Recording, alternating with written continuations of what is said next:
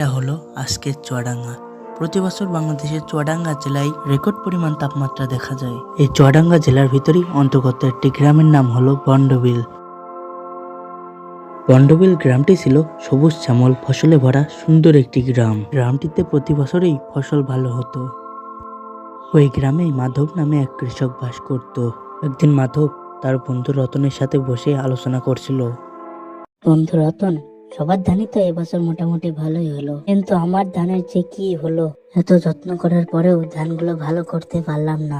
তোমার ধান তাহলে এবছরও ভালো হলো না। এবার তুমি ঋণ শোধ করবানি কি করে? বৈজ্ঞানিক ডেকে একবার জমিটা পরীক্ষা করিয়ে দেখো। আমার মনে হয় জমিতেই কোনো সমস্যা আছে। বৈজ্ঞানিক দিয়ে পরীক্ষা করাতে গেলে তো আবার অনেক টাকা লাগবে। আমি তো এদিকে নিঃস্ব হয়ে পড়ে আছি। এবছর যদি ধান ভালো হতো তাও একটা আশা ছিল। আবার এদিকে বাড়িতে অনেক দিন ধরে বাজার করা হয়নি, ছেলে মেয়ে না খেয়ে রয়েছে।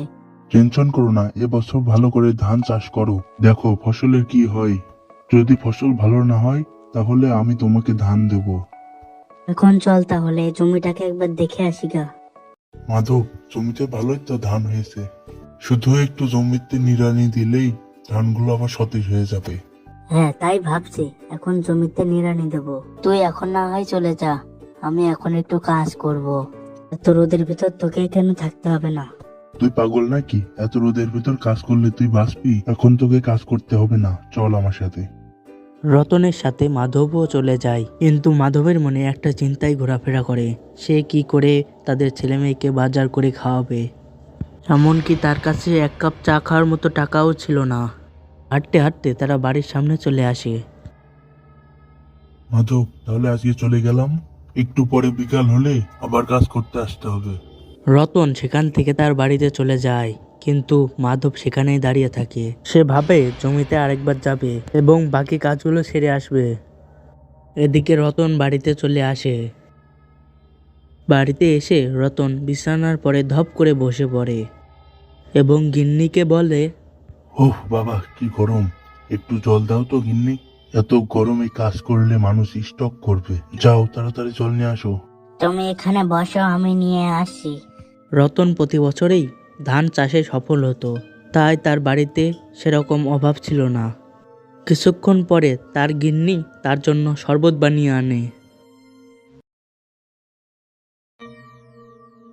নাও ধরো, এইটুকু শরবত ছিল।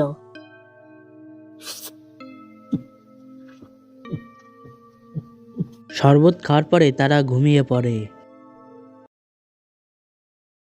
অন্যদিকে মাধব ভর দুপুরের সময় মাঠে যায় কাজ করার জন্য। মাধব যত দ্রুত সম্ভব কাজগুলো সেরে ফেলতে চায়, কারণ তার বাড়িতে রয়েছে তার গিন্নি সহ 2 ছেলে মেয়ে। তারা অনেকক্ষণ ধরে না খেয়েছিল। এদিকে মাধব প্রচণ্ড রোদের ভিতর কাজ করার ফলে হিট স্ট্রোক করে এবং ওই ধানের ভুঁইয়ের ভিতরে অজ্ঞান হয়ে পড়ে থাকে। তাকে দ্রুত ট্রিটমেন্ট না করার কারণে সে ধীরে ধীরে অসুস্থ হয়ে পড়ে। কিছুক্ষণ পরে গ্রামের একটি লোক এসে দেখে মাধব ধানের ভিতর শুয়ে রয়েছে। লোকটি ভাবে মাধব ঘুমিয়ে পড়েছে, তাই সে মাধবকে জোরে জোরে ডাকতে থাকে। মাধব, ওই মাধব, কি রে জমির উপরে শুয়ে পড়েছিস? ওঠ। জোরে জোরে ডাকার পরেও মাধব সাড়া দেয় না। সেই জন্য লোকটি মাধবের কাছে যায় এবং গিয়ে দেখে মাধব মারা গেছে। মা মা, বাবা তো এখন আসছে না, আমার খুবই খিদে লেগেছে। একটু সবুর কর, এখনই চলে আসবে। আজকে তোদের বাবা তোদের জন্য বাজার করে নিয়ে আসবে, মাছ মাংস সবই নিয়ে আসবে। তোদের বাবা আর আসবে না রে, সর্বনাশ হয়ে গেছে। জমিতে কাজ করতে করতে তোদের বাবা হিট স্ট্রোক করেছে এবং মরে সেখানেই পড়ে আছে। এ কথা শুনে বাড়ির সকলে হাউমাউ করে কাঁদতে শুরু করে দেয়। কিছুক্ষণ পরে মাধবের লাশটিকে কবরস্থানে নিয়ে যাওয়া হয়। মাধব প্রচণ্ড গরিব হওয়ায় তার লাশ দাফন করার মতো সামর্থ্য তাদের পরিবারের ছিল না, তাই গ্রামবাসীরা তাকে এইভাবেই ফেলে রেখে বাড়ি চলে যায়। কিছুক্ষণ পর যমদূত থেকে যমরাজ আসে মাধবের আত্মাকে নিয়ে যাওয়ার জন্য। মহারাজ, এর আত্মা তো শান্তি পায়নি, তাই এর আত্মাকে আমরা নিয়ে যেতে পারবো না। এ অতৃপ্ত আত্মা হয়ে ঘুরে বেড়াবে। তাহলে চলো গুপ্তচর, এখানে থেকে আমাদের আর কোনো কাজ নেই। কিছুক্ষণ পর মাধবের আত্মা মাধবের শরীর থেকে বের হয়ে যায় এবং আত্মা হয়ে সে উঠতে থাকে। উঠতে উঠতে সে এদিক ওদিক ঘুরে বেড়ায়।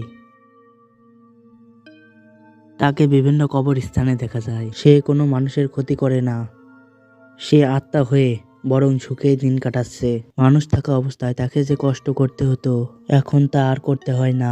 সেই জন্য সে তার আত্মার রূপ থেকে আর মুক্তি পেতে চায় না।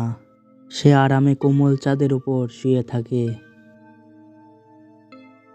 তো বন্ধুরা, এতক্ষণ যে গল্পটি আপনারা শুনলেন সেটি একদম বাস্তব ঘটনা। শুধু ভূতের যে কাহিনীটা সেটা আমি আলাদাভাবে বানিয়েছি। তো গল্পটি ভালো লাগলে লাইক অ্যান্ড সাবস্ক্রাইব করবেন। ধন্যবাদ সকলকে।